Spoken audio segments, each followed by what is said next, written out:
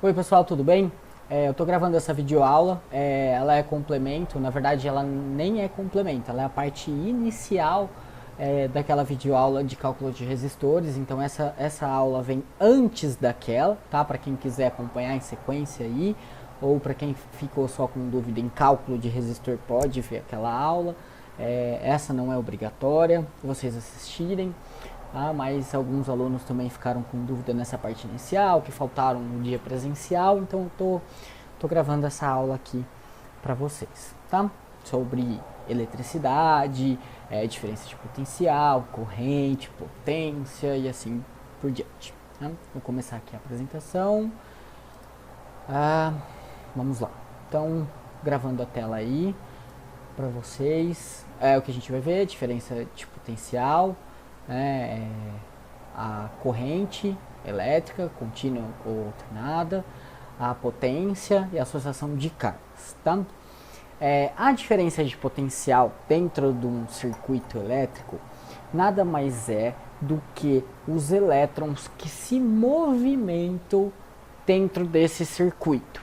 Então, quando a gente liga algo na tomada, os elétrons passam a se movimentar dentro daquele circuito, dentro dos fios, dos componentes elétricos, eletrônicos e assim por diante. A movimentação dos elétrons, eles acontecem do polo negativo para o positivo. Mas, se a gente vê alguma imagem que tenha do polo positivo e uma seta para o polo negativo, é só para fins didáticos, tá? Na realidade, ele acontece do polo negativo para o positivo, ou neutro por fase. Né? Nessa imagem aí, a gente pode ver um material condutor, ok? Onde nós temos os átomos desse material condutor e o que determina se esse material ele é condutor ou não. A capacidade de deslocamento de elétrons, ou seja, de eletricidade. Desculpa. Então, desculpa o cachorro aí, pessoal, aqui tô em casa, tá? Então, não esquenta a cabeça, ignora o cachorro. Então, vocês podem ver aqui, ó, a parte positiva e neutro do átomo, né, que é o núcleo, ele fica paradinho e os elétrons passam a se movimentar de um átomo para o outro. Então, quando isso acontece, é que é gerado uma diferença de potencial, o fato dele se movimentar, tá? Esse exemplo aqui é muito bacana, dá para ver esses elétrons se movimentando. E o que são essas bolas azuis, essas bolinhas azuis aqui, que são os prótons, né? E os nêutrons, que é o núcleo do átomo. Basicamente é o material. Quando a gente aplica uma corrente elétrica, uma voltagem, né? Uma diferença de potencial, o material, que é o fio, que é aquela parte fixa, ele se mantém. Então o fio não se movimenta quando a gente aplica uma energia elétrica, uma voltagem ali. O fio fica parado. O que se movimenta são os elétrons. Eles são invisíveis, né? A gente não consegue ver, mas eles estão ali se movimentando quando existe energia elétrica, né, nesse material condutor. Aqui eu faço uma análise, uma analogia que eu acho que facilita a vida no caso da diferença de potencial. Quando a gente fala em elétron, os elétrons que se movimentam de um lado para o outro do nosso circuito. Mas uma analogia muito bacana é a diferença de potencial gravitacional, que esse a gente conhece muito bem. A diferença de potencial gravitacional, como vocês podem ver aí na imagem, a nossa gangorra, essa linha azul, ela está plana. Então, nós não temos uma diferença de potencial gravitacional. A nossa bolinha de gude, como exemplo aqui, essa bolinha, tá? Elas são os elétrons. Então, não existe energia elétrica. A partir do momento que a gente movimenta esta gangorra, ou seja, a gente cria uma diferença de potencial gravitacional, onde a minha bolinha vai se deslocar de um lado para o outro pela força da gravidade. Então, a minha bola de gude vai passar a se movimentar nessa gangorra de um lado para o outro, ó, ela vai vir daqui para cá. Se eu não tivesse a diferença de potencial, ela não vai se movimentar, porque eu não consigo, não vai ter uma diferença de potencial. E quando a gente cria uma diferença de potencial elétrico, basicamente é a gente criar gangorra para os nossos elétrons irem se movimentando de um lado para o outro do nosso circuito, tá? Que é o que está acontecendo aqui. Então sempre, diferentemente desse daqui, do X que está mais alto para o Y que está mais baixo, na diferença de potencial elétrico, os elétrons vão se movimentar do polo negativo para o positivo. Tá? Aqui é só o exemplo da diferença de potencial gravitacional. Ok? Então, a partir de agora, a gente aplica uma voltagem, os elétrons passam a se movimentar dentro desse circuito. A gente ainda não falou em quantos elétrons estão se movimentando, eles só passam a se movimentar. Ok? Agora, quando a gente fala em corrente ou amperagem, a gente está falando da quantidade de elétrons que vão se movimentar dentro dessa gangorra. Então, quanto mais elétrons se movimentarem, maior é a minha corrente, maior é a minha amperagem, tá? Então, vocês podem ver aqui que eu tenho uma pequena amperagem, que está aqui, que é apenas uma bolinha, e aí eu estou aumentando a amperagem, ou seja, eu estou aumentando a quantidade de bolinhas, de elétrons, que vão se movimentar, que vão transitar pelo nosso material condutor. Tá? Aqui mais um exemplo que eu estou aumentando ainda mais o número de bolinhas. Essa diferença de tamanho ela não existe, tá? Eu só diminuí para caber. Mas é como se eles fossem do mesmo tamanho, eu só estou indo mais longe para poder enxergar, para vocês entenderem. Tá? Então, diferença de potencial é a gangorra, os elétrons passam a se movimentar. Corrente é a amperagem, é a quantidade de elétrons que vai passar por ali, ok? Bom, nós temos aí dois tipos de correntes, a corrente contínua e a corrente alternada. A corrente contínua é aquela utilizada normalmente em dispositivos eletrônicos. Normalmente a gente tem fontes que modificam a nossa corrente alternada para a corrente contínua. Notebook, o seu celular, quando você põe para carregar aquilo que você põe na tomada, é uma fonte. Tá? Ele converte a corrente alternada em corrente contínua. O que é a corrente contínua? Ela sempre vai em apenas uma direção. Tá? Ela sempre vai daqui para cá e ela nunca altera. Ela sempre vai fazer esse movimento. Tá? Em alguns casos, a gente vai estudar depois mais adiante o multímetro. Então, o símbolo do multímetro para a corrente, quando a gente vai medir uma corrente contínua, é este daqui. Tá? Este é o símbolo de corrente contínua. Ok? Então, os elétrons sempre vão se movimentar na mesma direção. Já na corrente alternada, como vocês podem ver aí no exemplo que apareceu na animação, a corrente alternada, os nossos elétrons vão se movimentar de um lado para o outro, de um lado para o outro. Então a nossa gangorra, ela não é fixa de um lado, tá? Como a corrente contínua. A corrente alternada, o elétron vai para um lado e volta, vai e volta, vai e volta. A corrente alternada é normalmente a da nossa tomada aí de casa, que a gente liga o micro-ondas, que a gente liga a máquina de lavar e assim por diante. O que normalmente utiliza a corrente alternada? A geladeira, o fogão, o micro-ondas, uma furadeira, coisas que utilizam de motores que precisam de mais potência, a gente vai falar já já sobre a potência, que acabam se utilizando da corrente alternada. A corrente contínua, no caso da gente precisar de algum componente eletrônico, é bem provável que este componente eletrônico, como o resistor, que eu já mostrei naquele vídeo anterior, é bem provável que haja a necessidade de uma fonte conversora de corrente alternada para corrente contínua. Ok? Então, coloquei uma fonte notebook, qualquer coisa, ela provavelmente está convertendo para corrente contínua. Okay? Então, baseado aqui nesse gráfico que a gente tem, a linha do tempo, nós temos a corrente contínua, sempre o positivo sendo positivo. Já na corrente alternada, o positivo vira neutro, neutro vira positivo, positivo vira neutro e assim sucessivamente. Tá? Por isso que quando a gente pega um componente elétrico, 110 ali, a tomada não vem pra gente um lado certo pra gente ligar. A gente pode inverter que não tem problema, porque os elétrons vão ficar indo e voltando e eles nunca vão tá na mesma direção, então não tem isso. Já na corrente contínua, sempre eu vou ter um polo positivo e um polo negativo. Eu não posso ligar ao contrário, porque senão eu vou queimar o meu equipamento, tá? Eu tenho que prestar atenção nisso, ok? Quando a gente trabalha com pilhas e baterias, ou também eu posso, trabalhando com corrente contínua, tá?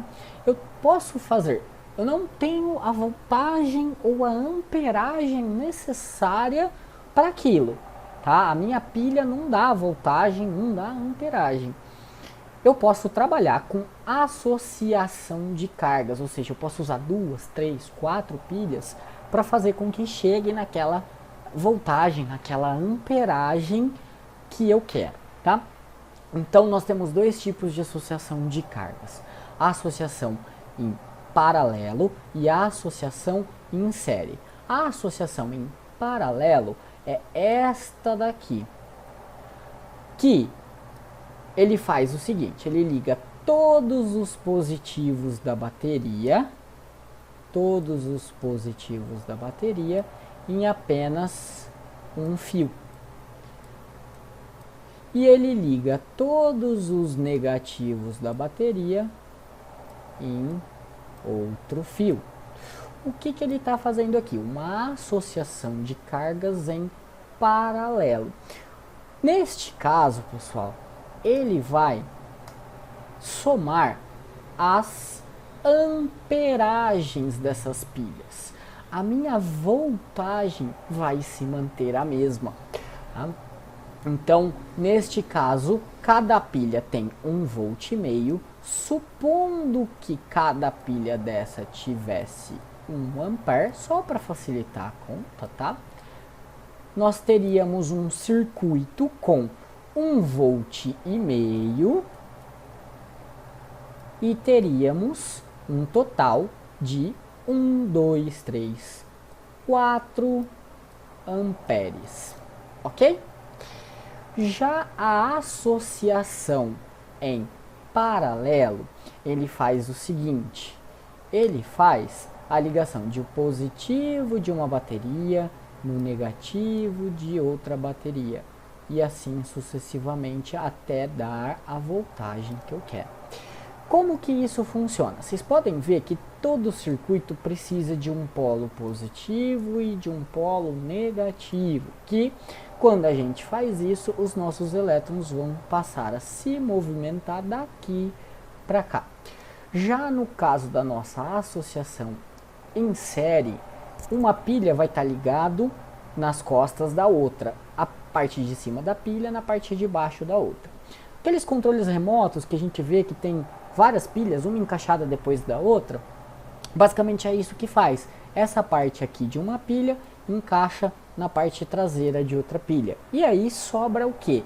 Um lado positivo e um lado, vou fazer aqui em vermelho para facilitar, né? Um lado positivo e um lado negativo da primeira pilha e um lado positivo da última pilha. Então vocês podem ver que aqui a gente tem, continua tendo um positivo e um negativo.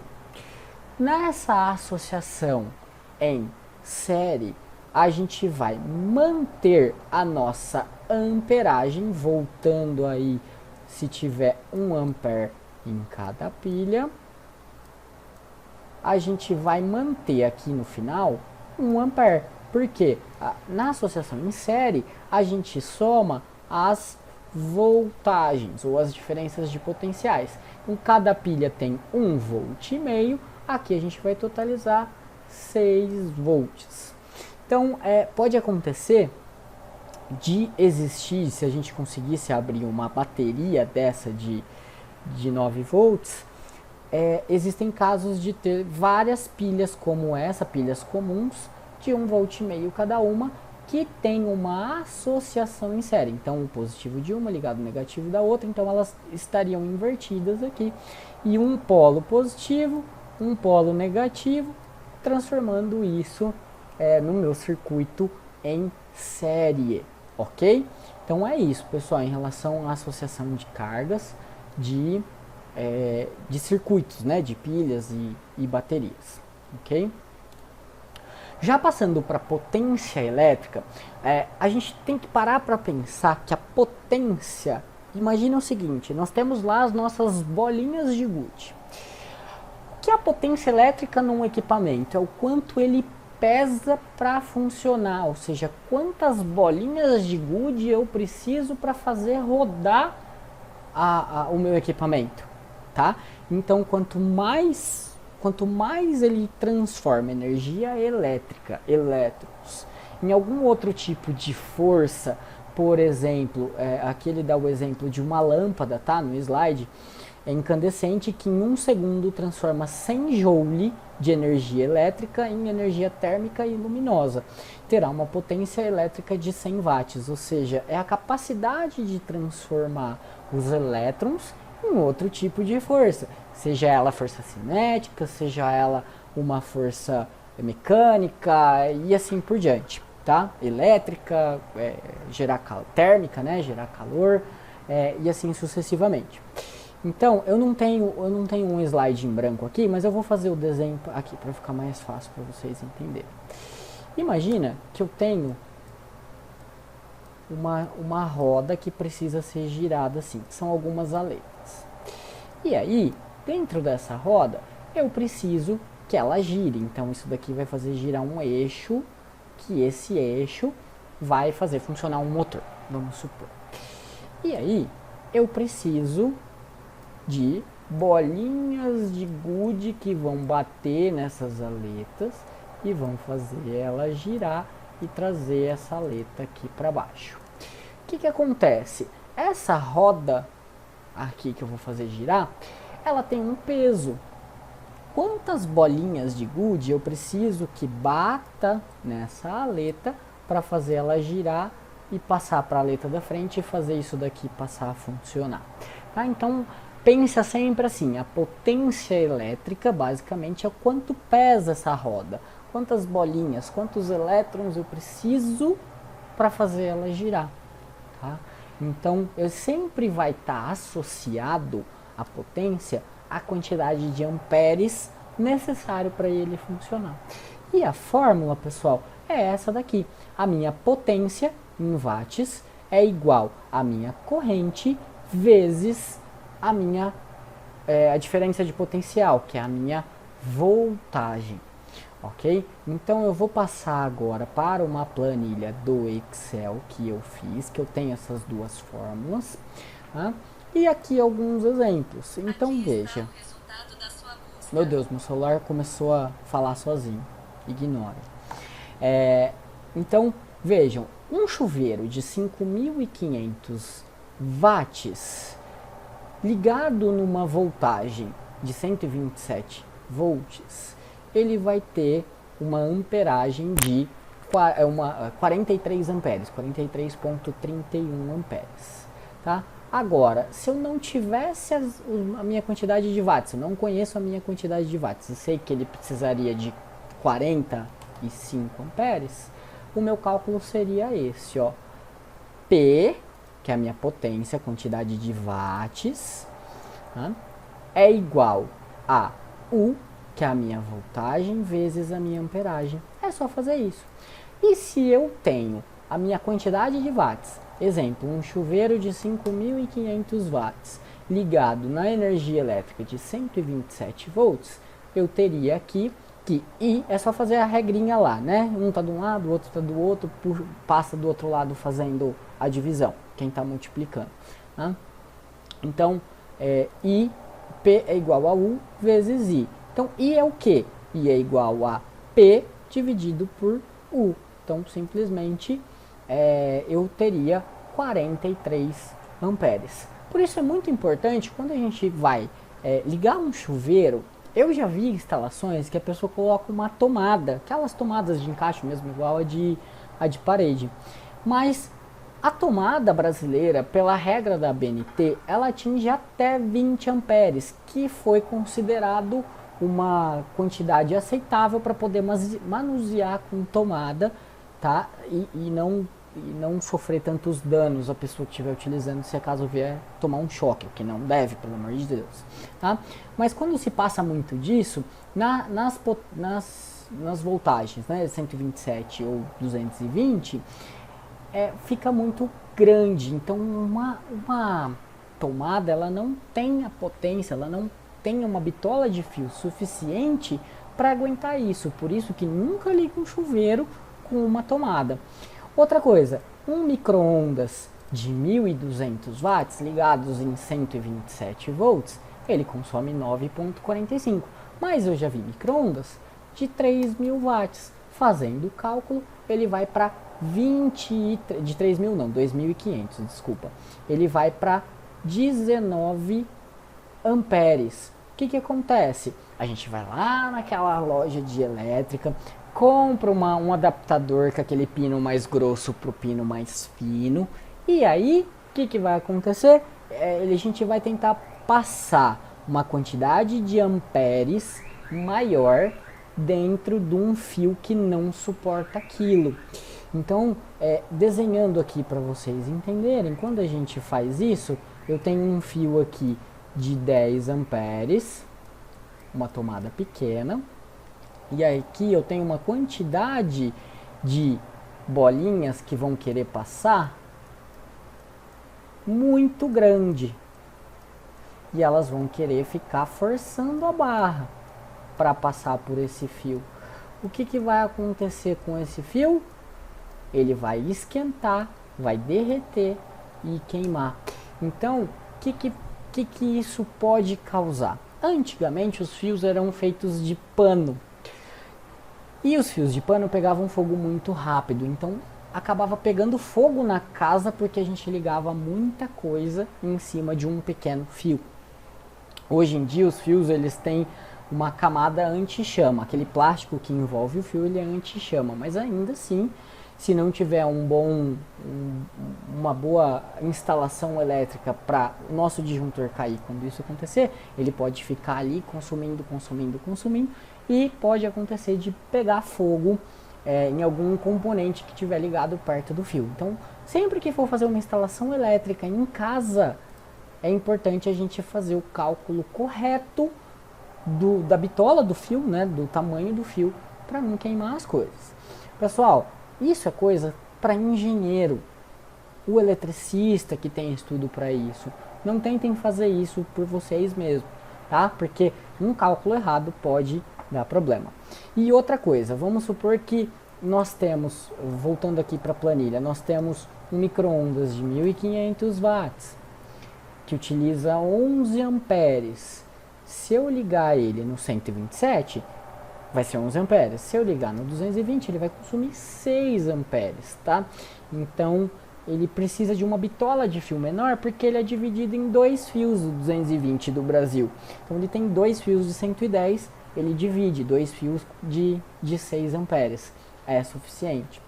Mas aí, o de 127, o micro-ondas chega a 1.500 watts. Mas existem outros equipamentos, como uma furadeira, alguma coisa assim, que quando a gente força ela vai consumir mais do que os 1.500, pode dar um pico, alguma coisa assim. Então, sempre trabalhar com no mínimo 30% sobressalente, ou seja, se está pedindo aqui 11 amperes, igual a 11 amperes vezes 1,3. Ele iria ir para... ele colocou aqui em porcentagem, peraí. Eu vou pôr em número para ficar mais fácil.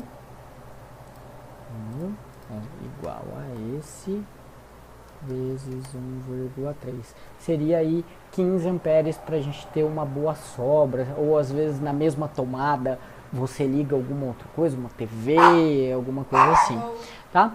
Então, é importante a gente pensar nisso, tá? Não, numa tomada não é só aquilo que vai ser ligado. A gente usa o Benjamin, o que quando está ligado um micro-ondas, ok, não pode ligar, porque ele já consome muito daquela tomada. Mas se a gente tem uma TV que consome pouco, mais um computador, não teria problema. O que não pode ficar nessa tomada é uma folga para dar um falso contato e aí sobreaquecer também o fio, ok? Bom, aqui nesse slide que já está lá no Moodle, né? No Moodle não, desculpa, no Classroom, essa fórmula desse cálculo tá lá. Tá? Eu tenho essa planilha aqui, se vocês quiserem depois eu posso fazer e disponibilizar. Acho que não há necessidade, né? Ficou fácil aqui de entender. Então, é isso, tá? Na apresentação de slides tem dois exemplos de como funcionam os motores. O motor de corrente alternada, que tem um vídeo aqui que vocês podem clicar, e um motor de corrente contínua, que também é um vídeo, se clicar vai para lá. Vocês podem dar uma olhada de como que funciona.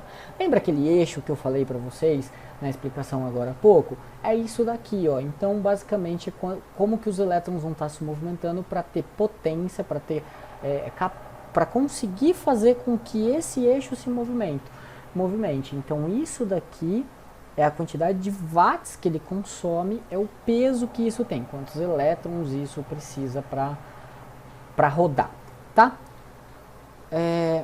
Tá funcionando esse vídeo, eu já cliquei outro dia, mas qualquer coisa eu posso remandar no Classroom para vocês. Ok, pessoal? Então é isso em relação à parte de amperagem, voltagem e assim por diante, tá? Agora falando um pouco sobre circuitos elétricos, basicamente é uma ligação de elementos desses elementos aqui, tá? Geradores, resistores, capacitores, interruptores e diversos outros, feitas por meios de fios condutores, ou seja, de material que conduzem energia, formando um caminho fechado que produz uma corrente elétrica, tá? Então, basicamente, lembra que eu falei do desenho? A setinha está indo do positivo para o negativo, mas na realidade acontece o inverso. Então vejam, um circuito elétrico, basicamente eu tenho aqui o meu gerador, os elétrons vão passar pelo componente elétrico ou eletrônico e vão voltar para ele, formando um caminho fechado. Vejam, se eu tivesse aqui alguma coisa cortando isso, ele deixaria de ser um circuito, ok? É exatamente isso, um circuito é um caminho fechado. Quando que a gente chama de curto-circuito? Porque eu não tenho nenhum componente, eu não tenho nenhum componente no meio do caminho para fazer com que meus elétrons trabalhem em cima desse componente. Então aí ele gera um curto-circuito, ele vai passar o fio direto. E aí, quando eu não tenho nenhuma resistência disso, os elétrons vão passar tão rápido, que aí ele vai gerar uma frição no material condutor e ele também vai esquentar e queimar, derreter, dependendo do componente que for. Isso é o chamado, por isso que chama curto-circuito, eu não tenho nenhum componente. O circuito é tão pequeno que os elétrons passam livremente por ele. Ok? Mais um detalhe, todo componente que consome os elétrons, tá? Ele acaba sendo um resistor, porque ele está utilizando desses elétrons para fazer funcionar. A lâmpada também, tá? Ela é um resistor, ou seja, não é a mesma quantidade de elétrons que está entrando aqui que vai sair, porque parte deles foram dissipados para fazer luz, ok? O mesmo vale para motor, para qualquer coisa que consuma energia elétrica. Os geradores são as baterias, que é o que fornece a diferença de potencial, é aquilo que faz a nossa gangorrinha, tá? Para os elétrons passarem a se movimentar, ok? Bom, os resistores, ele foi gravado na aula previamente, tá? Já tem uma aula falando sobre resistores, se vocês tiverem qualquer dúvida sobre isso, vocês podem ir lá. E os próximos componentes, eu vou gravar vídeos separados para falar sobre cada um. Ok, pessoal? Muito obrigado pelo tempo de vocês. Tudo de bom. Até a próxima.